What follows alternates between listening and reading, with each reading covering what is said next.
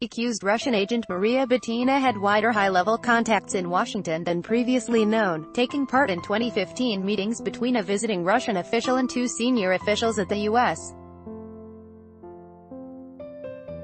Federal Reserve and Treasury Department.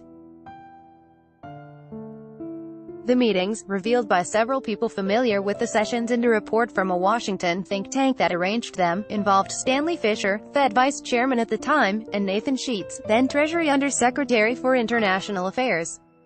Sponsored. Butina traveled to the United States in April 2015 with Alexander Torshin, then the Russian Central Bank deputy governor, and they took part in separate meetings with Fischer and Sheets to discuss U.S.-Russian economic relations during Democratic former President Barack Obama's administration.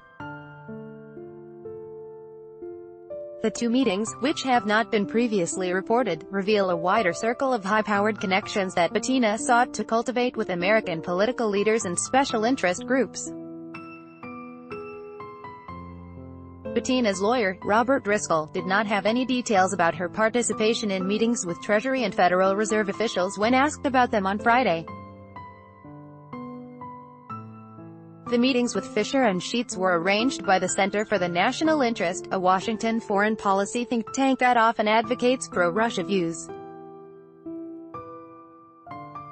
The meetings were documented in a Center for the National Interest report seen by Reuters that outlined its Russia-related activities from 2013 to 2015. The report described the meetings as helping bring together leading figures from the financial institutions of the United States and Russia. A judge on Wednesday ordered Butina, 29, jailed until her trial after U.S. prosecutors argued she has ties to Russian intelligence and could flee the United States. Butina has pleaded not guilty to charges she acted as a foreign agent for Russia. She is scheduled to appear in court on Wednesday for a status conference in her case. Butina worked for Torshin, who has close ties to Russian President Vladimir Putin, and served as his interpreter at various Washington events. Fischer, in an email to Reuters, confirmed he met with Torshin and his interpreter. While he could not recall details, Fischer said the conversation involved the state of the Russian economy, and Torshin's new role as deputy central bank governor. Another person familiar with the meeting, speaking on condition of anonymity, said it occurred on April 7, 2015, and confirmed Butina attended. Federal prosecutors have accused Butina of conspiring with two American citizens and a top Russian official to influence U.S. policy toward Russia and infiltrate a gun rights group believed to be the National Rifle Association. The NRA is an influential pro-gun lobby with close ties to Republican politicians including President Donald Trump.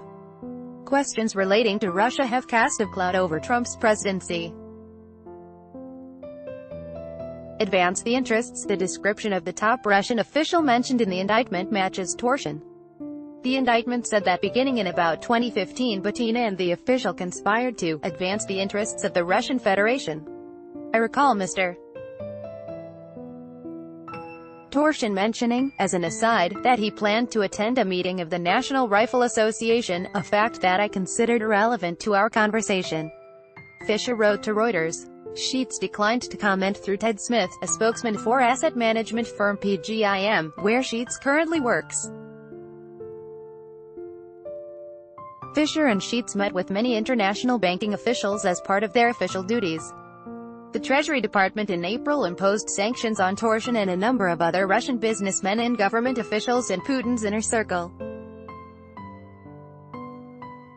The think tank hosted Trump at an event at the Mayflower Hotel in Washington in April 2016, also attended by Sergei Kislyak, Russia's ambassador to Washington at the time. The April 2015 visit by Butina and Torshin came about a year after Obama's administration imposed sanctions on Russia for its annexation of Ukraine's Crimea region. 2 months earlier, in February 2015, the group's Russian-born CEO, Dmitry Simes, traveled to Moscow, where he met with Putin and other Russian officials, the organization's records showed. During the same April 2015 trip, Torsion and Butina also participated in a private, off-the-record discussion at the center about the Russian financial situation and its impact on Russian politics, according to people familiar with the meeting and the think tank's report. That event was moderated by the group's chairman emeritus, former AIG CEO Maurice "Hank" Greenberg, the report showed. Greenberg did not return calls for comment. Among the think tank's board members is David Keene, a former NRA president and former chairman of the American Conservative Union. Keene has previously been photographed alongside Butina at events. Paul Saunders, the think tank's executive director, said Torsion spoke at an April 2015 event about the Russian banking system and Butina attended. Saunders said people at the organization cannot recall details of Torsion's presentation. "We were unaware of any charges or suspicions of illegal or inappropriate conduct or of any connections to Russian intelligence services," Saunders said in an email.